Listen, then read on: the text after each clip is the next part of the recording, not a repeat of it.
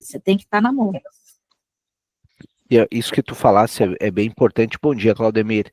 Isso que tu disseste, Ana, é muito... Eu estava refletindo essa semana e conversando numa aula que eu estava ministrando, e eu falava para a pessoa, eu opto pela nomenclatura de analisando, né? Alguns psicanalistas que chamam de analisante. De qualquer forma, ambos estão a mesma questão de sinônimo ali. Então, esse analisando, bom dia, Rita, Bom, o também chama analisando, analisar. ele é aquele da análise, ok?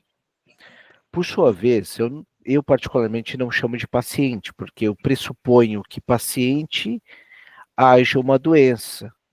Se haja uma doença, uma patologia em questão, não é propriamente o objeto do psicanalista, que por sua vez escuta a quem dói e não a doença em si.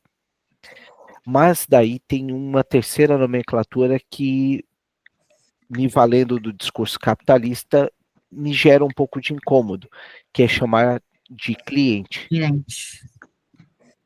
Então, Ana, pensa comigo. Se estamos falando que o sujeito é o cliente, nós estamos colocando ele numa lógica capitalista, numa loja neoliberal, numa lógica de consumo. Então, numa lógica de consumo, o cliente sempre tem razão. E daí, Lógica de consumo, o cliente sempre tem razão. e daí então, Rita, na clínica, como eu sempre digo, aliviar não é ajudar ninguém. Então, se tu quer numa lógica de consumo de o cliente ter razão, será que realmente tu está fazendo o teu papel frente a uma ética psicanalítica? Né? Quer incutir a reflexão com questões mais profundas? Será que é isso mesmo? Né? Então, eu trago isso em pauta para nós refletirmos, né?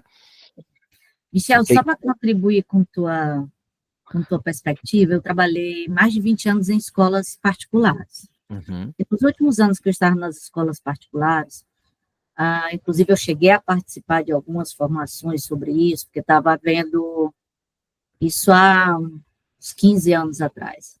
Uhum. Estava havendo uma mudança no contexto das escolas particulares, justamente em torno disso. As escolas estavam se organizando dentro de uma estrutura de empresa. As escolas particulares se organizando dentro de uma estrutura de empresa. Então, assim, coordenador pedagógico, ele passaria a ter um equivalente de um gerente educacional. O aluno deixava de ser aluno e passava a ser um cliente. E aí começou a acontecer exatamente isso que você está colocando.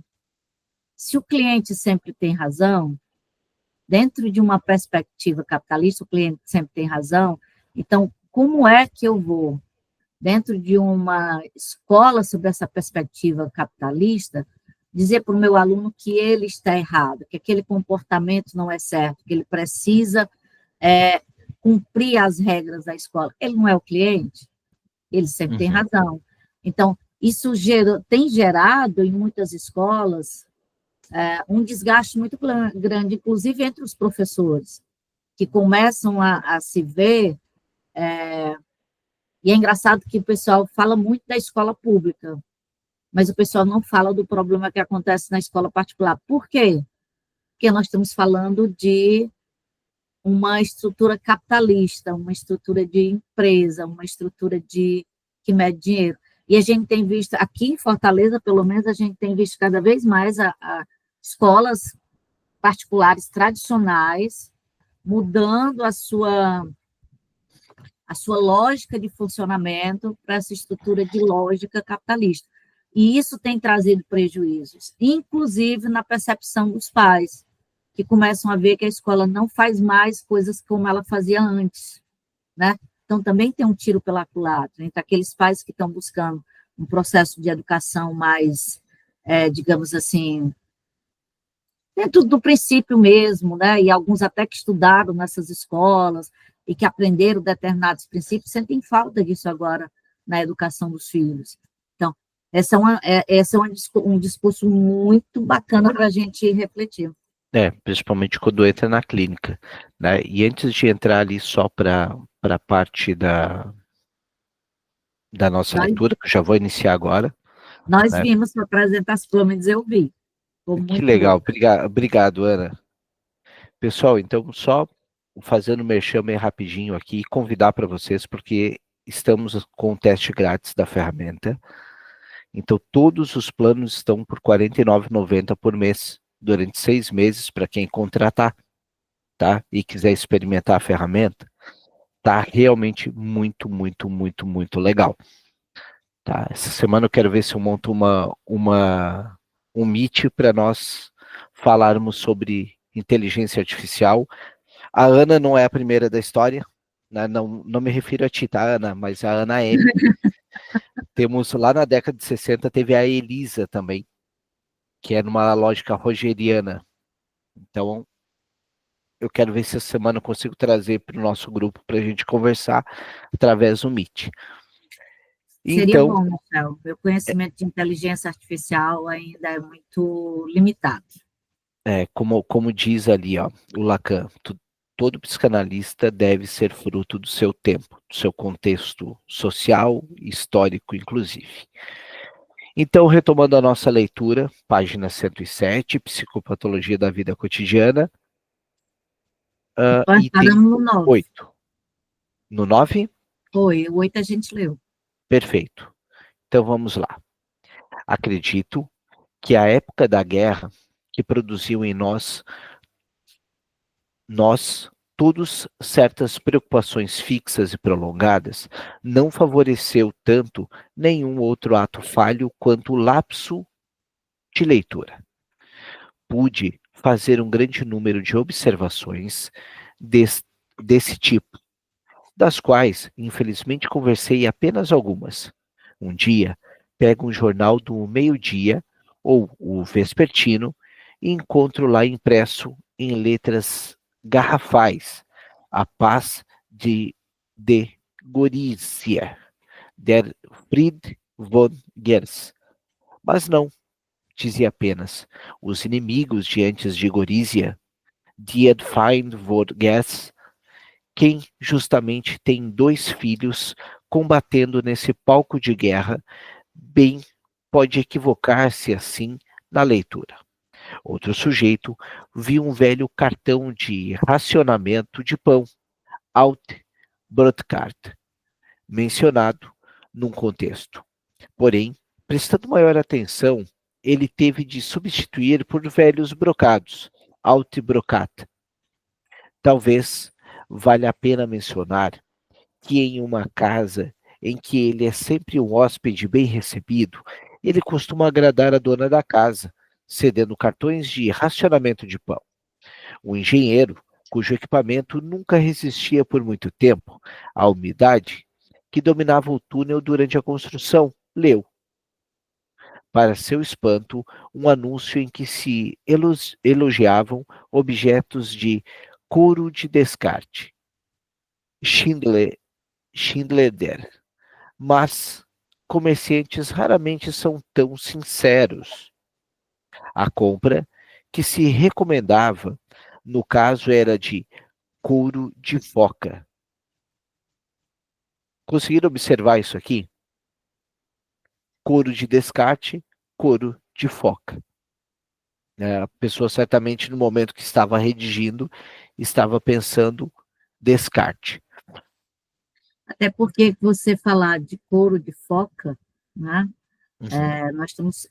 Tudo bem que naquela época não se tinha tanta essa preocupação com o meio ambiente, né? Mas, de qualquer forma, couro de descarte e couro de foca tem aí uma grande diferença. Agora, eu queria só comentar, Michel, um pouco Uhum. acima, essa questão do que ele falou aqui da guerra, né? Dessas duas menções à questão da guerra, né? É muito interessante a gente perceber aqui nesse texto como o Freud já vai nos trazer depois muitos textos sobre o impacto da guerra na vida das pessoas, né? Freud, é muito impactado pelo contexto da guerra. Ele foi uma pessoa que teve filhos lutando na guerra, e isso mexeu muito com ele, né? Então, Você vê que aqui o desejo de paz, né? Eu quero que essa guerra acabe, eu quero que meus filhos voltem para casa. Quando, na realidade, o que está dizendo é apenas que os inimigos estão diante de Gorizia, né? Então, como o nosso inconsciente, muitas vezes, traz à tona aquilo que a gente tanto almeja, né? E nesse aspecto, é interessante vocês notarem que a psicanálise é norteada por paradigmas. São dois grandes paradigmas, porque em contexto histórico, a psicanálise é muito recente, ela é de 1900.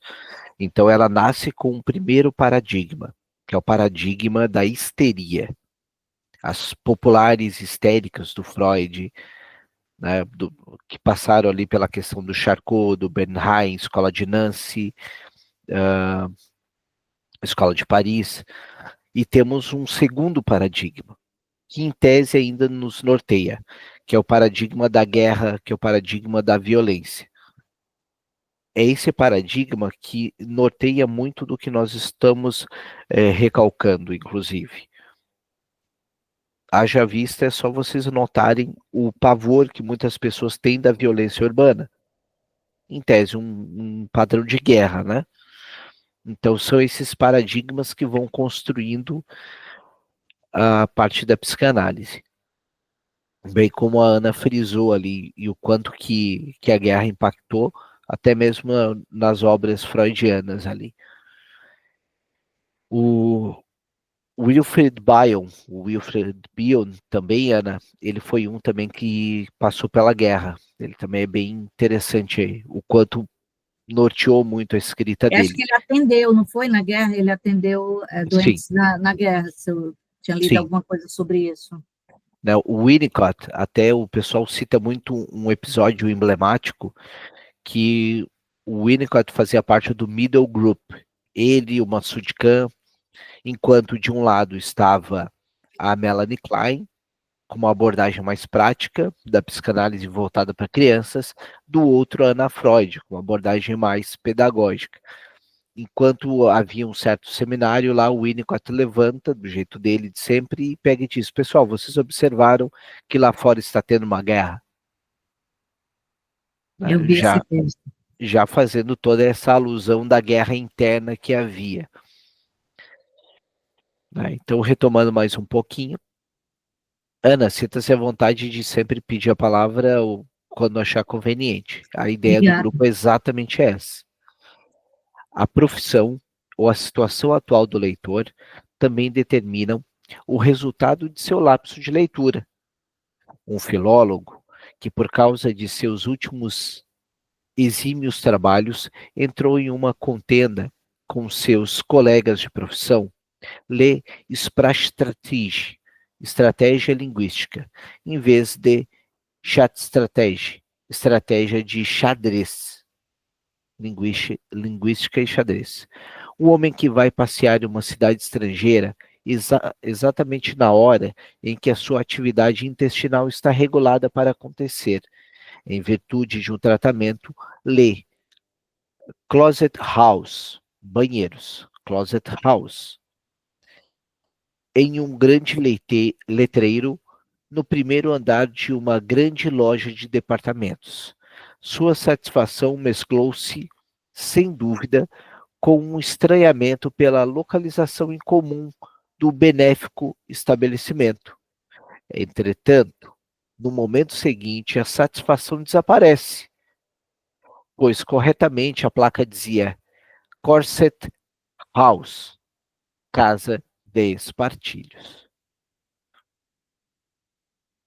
Em um segundo grupo de casos, é a participação de textos que é de longe maior no lapso de leitura. Ele contém algo que desperta a defesa do leitor, alguma comunicação ou imposição que lhe é penosa e que por isso experimenta, por meio de lapsos de leitura, uma correção no sentido de um repúdio ou realização de desejo. Nesse caso, é irrefutável supor que o texto foi primeiro corretamente entendido e julgado, antes de passar pela correção, embora a consciência nada tenha sabido dessa primeira leitura. O exemplo 3, de páginas anteriores, é desse tipo. Comunico aqui outro de muita atualidade, seguindo o Dr. M. Ettington, na época, no Hospital Militar de Igló, em Ternat Zaychert, 1915. O tenente X, que se encontra em nosso hospital com uma neurose traumática de guerra, leu para mim um dia, com visível emoção, o verso final da última estrofe de um poema de Walter Hyman, tão prematuramente abatido. Eu pergunto, mas onde está escrito que, de todos, eu deveria sobreviver ou cair por mim? Pois certamente, sempre que um de vocês cai, ele morre por mim. E devo permanecer, por que não? Von Aber. Tá, ok. Vamos pular aqui, senão vai demorar muito. Alertado pela minha estranheza, ele volta a ler, um tanto confuso, e o faz corretamente. E devo continuar? Por que eu? Vamos ver qual é a nota que tem aqui. Tá, só o nome do livro em si. Voltando.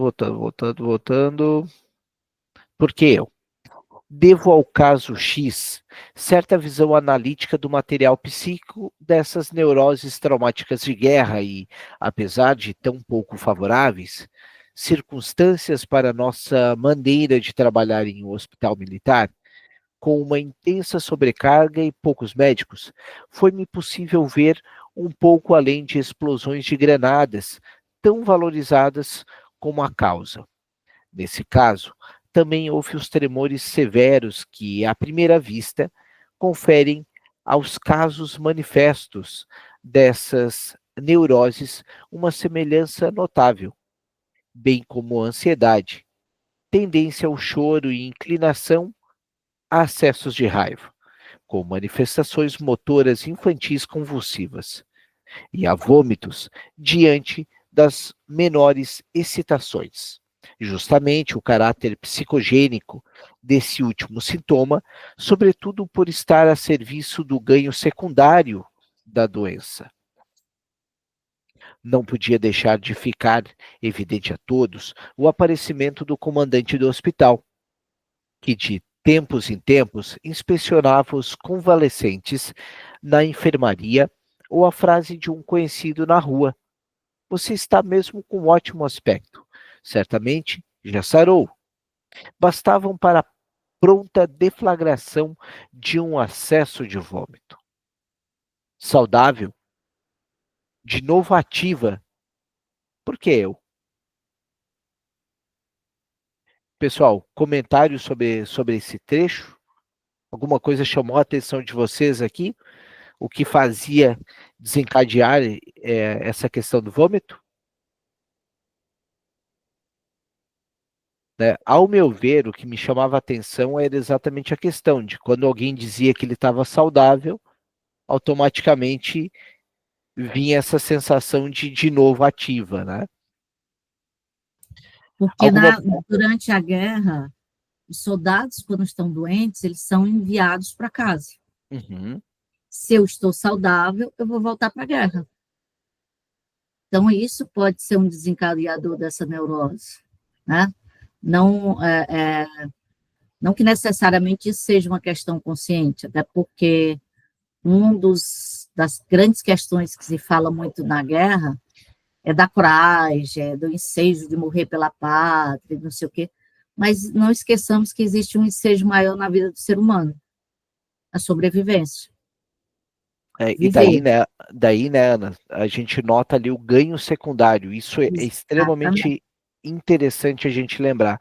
Né? No momento que ele tinha esse vômito, como a Ana lembrou ali, ele não tinha que estar na guerra, porque ele não estaria saudável.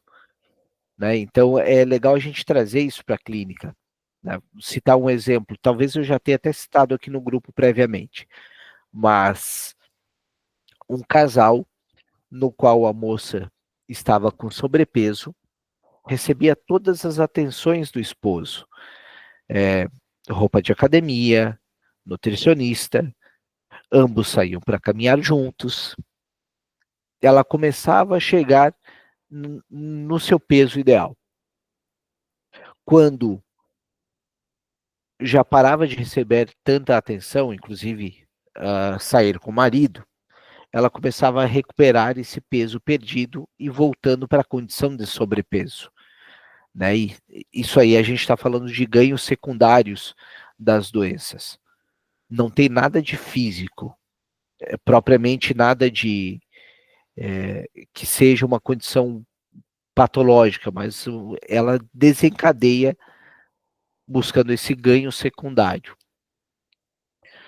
O Dr. Hans Sachs comunicou outros casos de lapsos de guerra na leitura.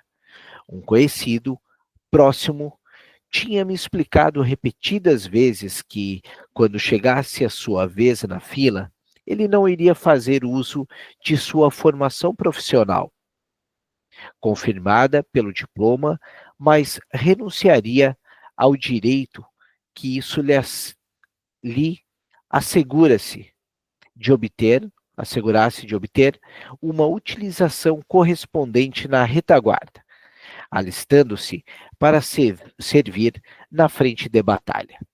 Pouco antes da chegada afetiva do seu turno, ele me comunicou um dia, na forma mais sucinta e sem nenhuma justificativa, que ele tinha apresentado as provas de sua formação profissional à autoridade competente e, em consequência disso, ele logo receberia sua alocação para uma atividade industrial.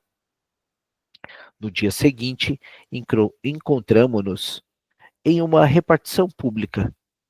Eu estava diante de um balcão escrevendo. Ele entrou, olhou por um momento por cima do meu ombro e então disse: Ah, a palavra em cima é Druckbogen, prova tipográfica. Eu tinha lido como se fosse Drickberger, covarde. Druckbogen e Drickberger, como ele tinha lido. Item 12. Michel, aí só voltando à questão da guerra, Uhum.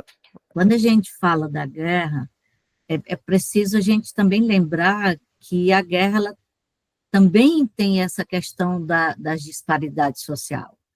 Porque quem está realmente no fronte da guerra, né, que até de forma pejorativa muitas vezes é chamado de bucha de canhão, é o soldado raso, aquela pessoa que não tem formação, aquela pessoa mais simples, aquela pessoa que vem das camadas mais pobres.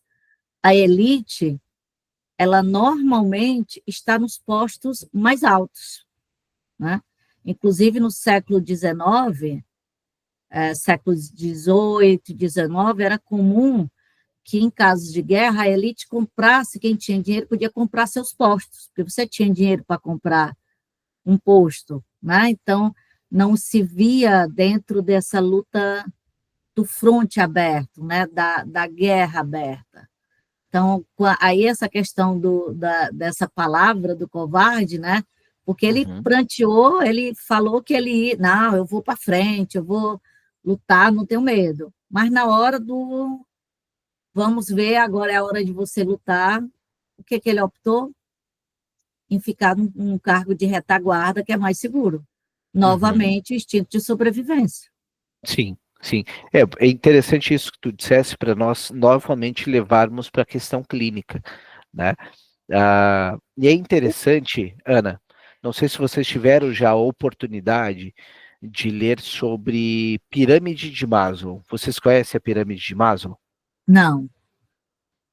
Então é legal eu te apresentar. Deixa eu só largar isso para cá, venho para cá.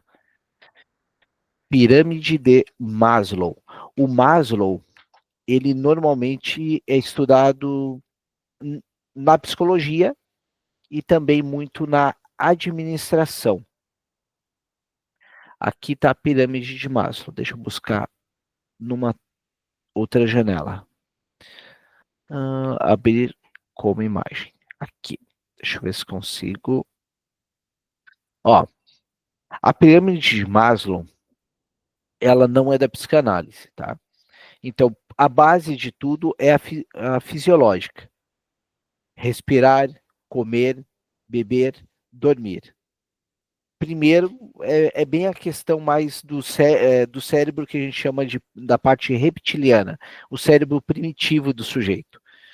Então, antes de qualquer coisa, é o instinto de sobrevivência que vai prevalecer. Então, ter as questões fisiológicas devidamente atendidas. Aí nós iremos para a segunda, que é de segurança, para que possa atender isso. Emprego, saúde, propriedade. Aí a gente vai para a parte da família, amor, amizade.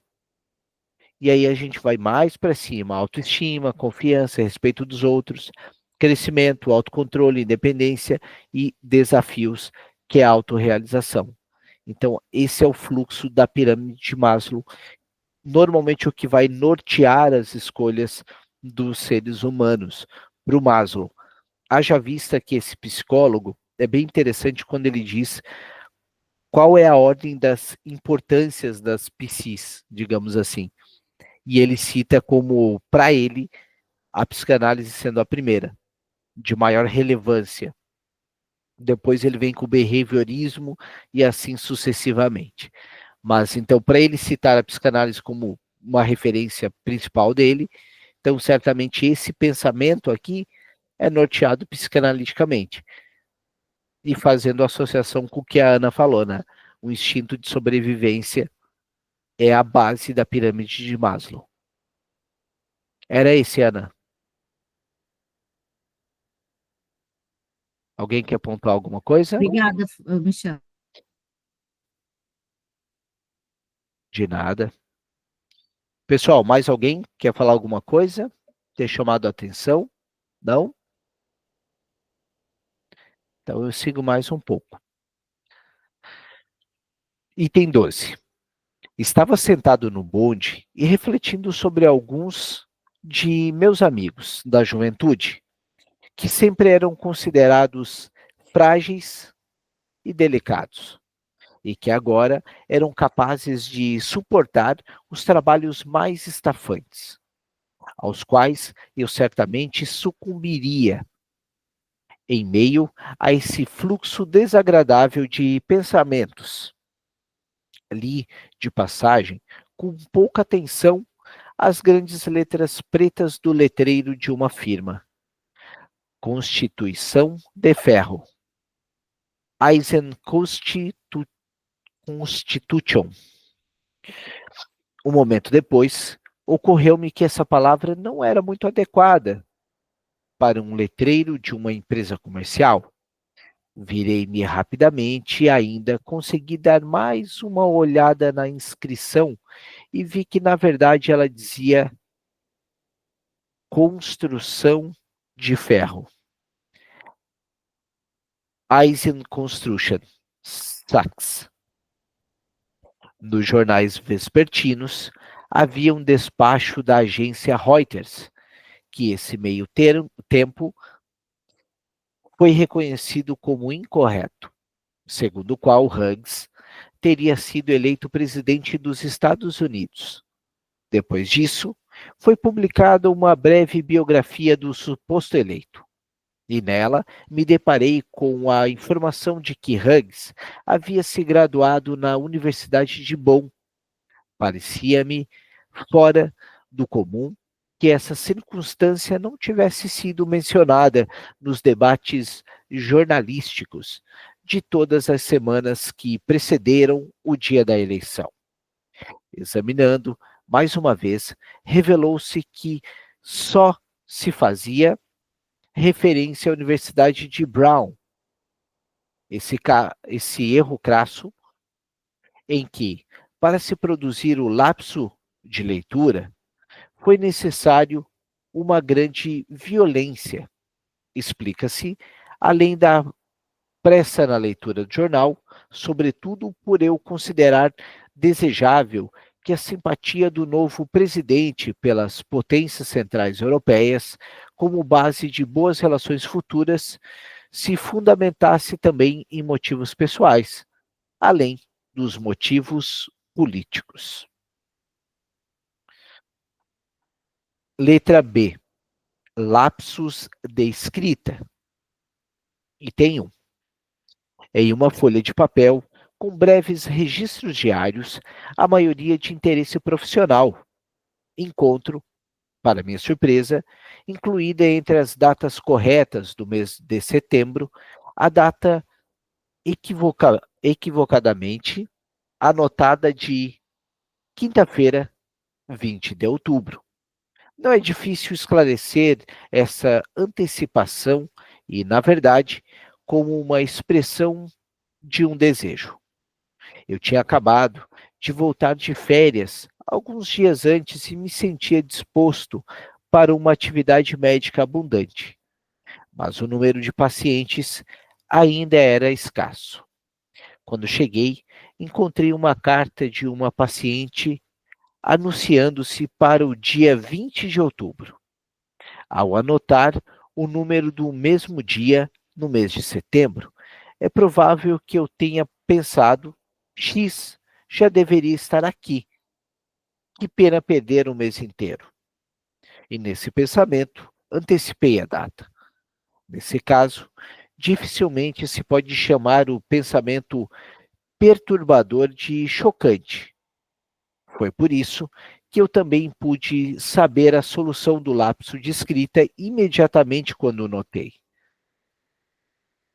No outono do ano seguinte, repeti um lapso de escrita inteiramente análogo e, por motivos semelhantes, Ernest Jones estudou esses lapsos na escrita de datas e, na maioria dos casos, foi-lhe fácil reconhecer que estavam motivados.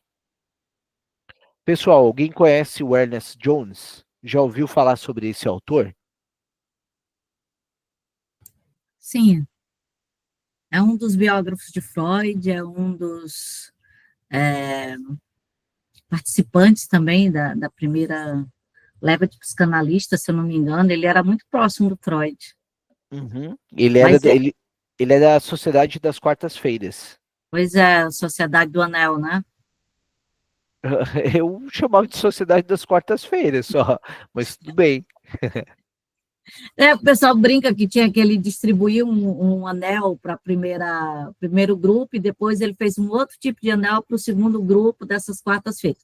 E depois cessaram esses anéis, né? Uhum. Eu acho que parece que ainda tem o anel dele lá no Museu do Freud, se eu não me engano, mas como eu não visitei, não tenho certeza. O Jones realmente, Ana, o Jones ele é considerado como o principal, pelo menos o primeiro grande biógrafo do Freud, né? Fica como indicação também entre biógrafos do Freud, o Peter Gay é considerado a melhor biografia do Freud. A Elizabeth Rudinesco também é uma biógrafa fantástica.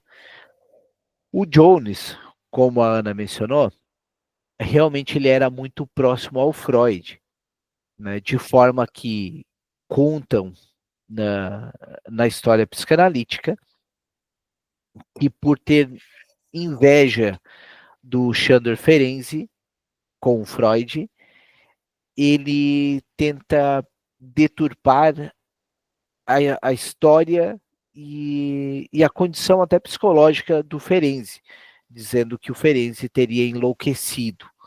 E ele cita isso. Tanto que o Ferenczi sai de evidência desde a morte dele de 1933, voltando somente a ser questionado e posto em pauta os estudos da obra ferenziana, que é bem vasta, influenciou grandes psicanalistas como a Klein, como Winnicott e até mesmo Lacan. Ele volta somente em pauta na década de 80, através do André Green, né, que é um psicanalista que nasceu no Egito, mas radicado entre países ali na Inglaterra. Num primeiro momento, um discípulo do Lacan, depois um dissidente. Né? Quem por ler o André Green, ele é Narcisismo, o Bom e o Mal, e também um texto sobre a Mãe Morta. São obras do Green muito, muito interessantes. Tá? Então, ok, estamos aqui. Vamos para o item 2 agora. Alguém quer pontuar mais alguma coisa?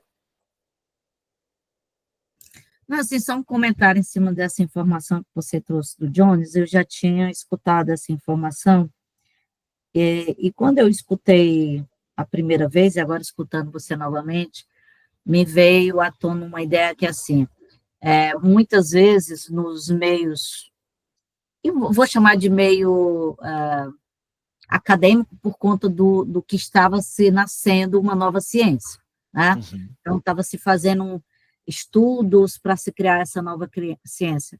Como, às vezes, a vaidade intelectual cria verdadeiros conflitos entre eles, e nós estamos falando de grupos que estavam criando uma ciência. Então, na realidade, era para se fazer o quê? Era para todo mundo apoiar todo mundo, porque estavam todos imbuídos dentro daquele mesmo contexto, a criação de uma nova ciência. O Ferenczi trazia muitas contribuições, tinha uma relação também muito próxima com Freud. Então, não é de estranhar esse ciúme, mas é de estranhar a atitude, né? E aí entra a questão de que faltou terapia para o rapaz para ele lidar com o ciúme dele e Sim. evitar esse tipo de coisa. O Jones na Inglaterra, ele acaba sendo também um grande expoente da psicanálise e um grande teórico também, embora tendo se envolvido nessa questão aí que um pouco polêmica. Então, no item 2, recebo as provas da minha contribuição para o Boletim Anual de Neurologia e Psiquiatria. E, obviamente, tenho de revisar com especial cuidado o nome dos autores que, por pertencerem a diferentes nações, costumam causar maiores dificuldades. De fato, ainda encontrei alguns nomes de som estrangeiro a serem corrigidos, mas, curiosamente, o tipógrafo corrigiu um único nome em relação ao meu manuscrito. E, aliás, com todo o direito. Agora é legal só nós fazermos um pequeno paralelo, né? Não vou nem citar a inteligência artificial, mas vou citar os corretores ortográficos do Word, já há 10 anos atrás, mais ou menos. Né? E o quanto era tudo tão trabalhoso, né? Eu tinha escrito Buckhart, ao passo que o tipógrafo adivinhou que seria Burkhardt. Eu tinha elogiado como muito meritório o ensaio de um obstetra sobre a influência do parto na gênese das paralisias infantis. Não teria nada a dizer contra o seu autor, mas tem o mesmo nome que ele, um escritor de Viena, que me aborreceu com uma crítica insensata da minha interpretação do sonho. Exatamente como se, ao escrever o nome de Burkhardt para designar o obstetra, eu tivesse pensado algo hostil sobre o Burkhardt, o escritor, pois a distorção de nomes com bastante frequência significa insulto, como já mencionei a respeito dos lapsus verbais. Veja-se, por exemplo, o trecho de Júlio César, ato 3, cena 3. Sina, sinceramente meu nome é Sina. Cidadão, corte-o em pedaços, ele é um conspirador. Sina, eu sou Sina, o poeta. Eu não sou Sina, o conspirador. Cidadão, não importa o seu nome é Sina. Arranque-lhe o nome do coração e deixe-no no partir. Pessoal, então, para parar por aqui nesse item agora, para que nós possamos trocar algumas figurinhas. Alguém tem algum tema que tenha chamado a atenção? falando a respeito de psicanálise, obras, alguém quer pontuar alguma coisa? Que esses textos vieram algum insight, alguma coisa na psicanálise? Alguém quer pontuar algo? Né? Lembrando que estamos lendo Psicopatologia da Vida Cotidiana. Não? Ana, por Michel, favor. eu queria só comentar aqui, assim, eu gosto muito quando o Freud, ele se coloca no contexto da obra e ele mesmo reconhece como é que isso aconteceu, né? Quando ele fala aqui, a troca do nome, que realmente são nomes bem parecidos, né? E ele diz assim, eu não tinha nada contra o autor, eu não tinha nada contra o autor, mas ele tem o mesmo sobrenome de um escritor de Viena que me aborreceu com uma crítica insensata da minha interpretação dos sonhos, né? Então, quer dizer, aqui mais uma vez ele coloca como essa questão do inconsciente, como essa questão de de determinados fatos vem à tona, mesmo que eu não esteja plenamente consciente daquilo ali. E eu gosto quando ele faz isso, porque isso mostra o quanto ele tinha seriedade nesse trabalho que ele fazia da pesquisa e tornando a psicanálise, para tornar a psicanálise uma ciência, ele mesmo se colocava dentro desse contexto, ele mesmo se autoavaliava, né? Então, ele faz muitas autoavaliações. Isso é importante para nós, psicanalistas que estamos começando, ou para quem já está há mais tempo, que a gente precisa também se colocar nessa posição, de muitas vezes se autoavaliar dentro de uma determinada situação e perceber por que aquilo nos tocou, de que maneira, se aquilo era mesmo uma questão referente ao analisando, ou aquilo era mais uma questão nossa do que o analisando? Por que aquilo nos tocou? Por que aquilo mexeu tanto? Né? Eu gosto muito quando ele faz isso. Quem faz isso muito bem, Ana, é o Násio.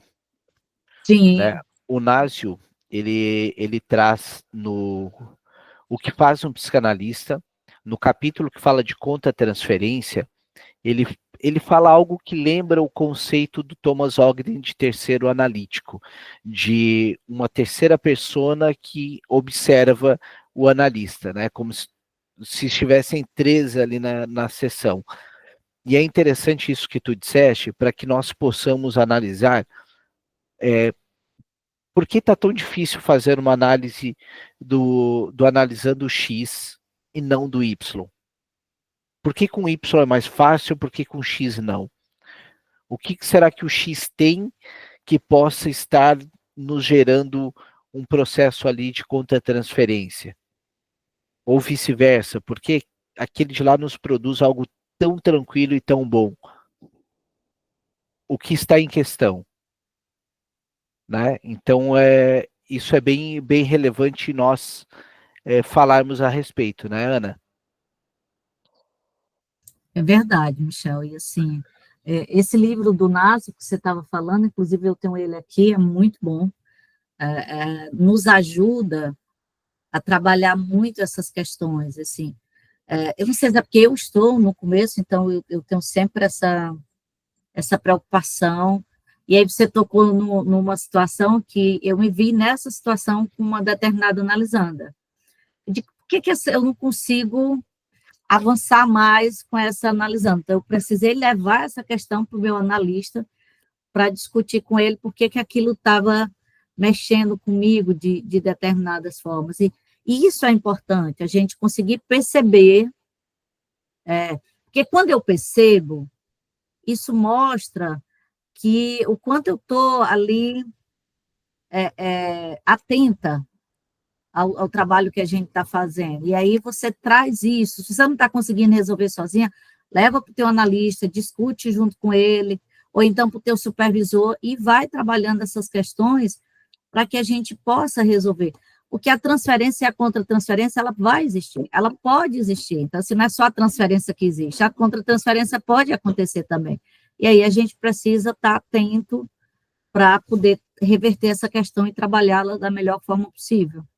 Sim, sim. né? O analista, ele não está num pedestal, ele Nós é somos humanos. intocável.